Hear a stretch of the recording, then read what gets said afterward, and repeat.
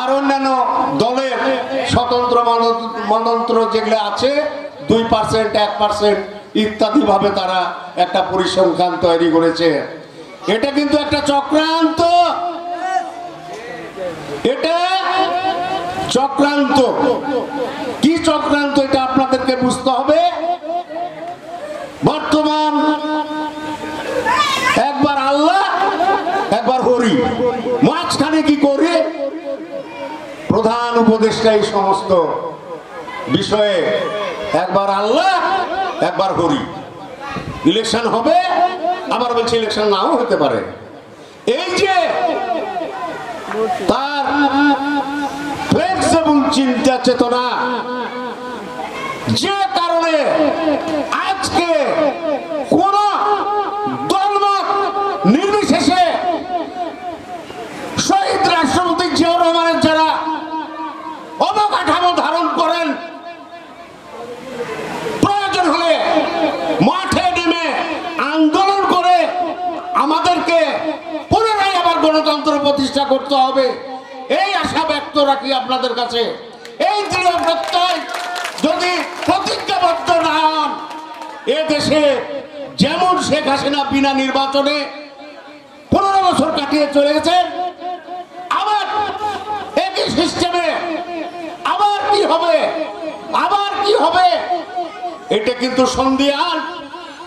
যে কারণে আমাদের ভারপ্রাপ্ত চেয়ারম্যান মহোদয় বলেছেন এই ভোট অত্যন্ত কঠিন, পথ প্রশস্ত হচ্ছে না, পথ শেষ হচ্ছে না। আরে ভাই, সংস্কার, আরে সংস্কার, এটা কি নির্বাচিত সরকার না অনির্বাচিত সরকার? সংস্কার, আরে শেখ হাসিনা সব দোষর, এসপি, ডিসি, বিভাগীয় কমিশনার, সচিব সব শেখ হাসিনার ক্রিয়ানক। তারাও চাচ্ছে হজ বরলা। আপনারা জানেন বর্তমানে ঘুষের এত রেট বেড়ে গেছে, যেটা কল্পনা করা যায় না। এত ঘুষের রেট, আর আমার নেতা কর্মী কোথায় সারা 10টা টাকা, কার দোকান হটে দিয়ে এদিক দোকান দিলে 10টা টাকা পাচ্ছে। ওটাই বড় সাংবাদিকের ভাইয়েরা আমার, ওটাও ফলাও দফনা করে বিএনপিকে একটি ঘরে তোলার জন্য অনেক পরিবেশ তৈরি করছে। ভাইয়েরা আমার, প্রশাসন, আমরা দুটা মানুষ মোটামুটি ভাবে জেলাতে দেখাশোনা করি, আমরা বুঝতে পারি কোথায় কি হচ্ছে। এই জাতি 53 বৎসর আজকে তাও শঙ্কিত, এ জাতির কোন ভবিষ্যৎ আছে কিনা জানি না। তবে আমি যেহেতু রাজশাহী জেলা কমিটির পক্ষ থেকে আমি অ্যাক্টিং চেয়ারম্যানকে জানাতে চাই, ওনার দেশে ফেরা আশু প্রয়োজন।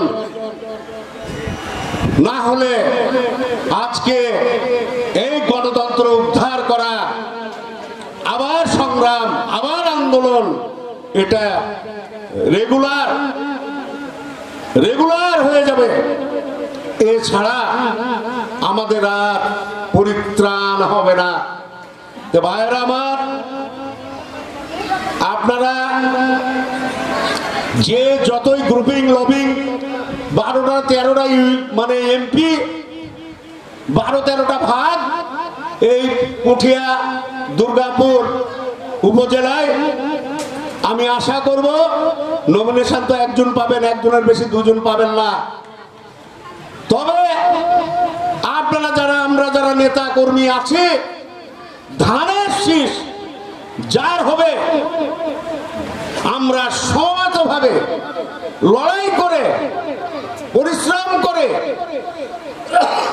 তাকে আমরা উপহার দিব, এই আশা বক্তব্য রেখে আমি আমার বক্তব্য শেষ করছি। বাংলাদেশ জিন্দাবাদ।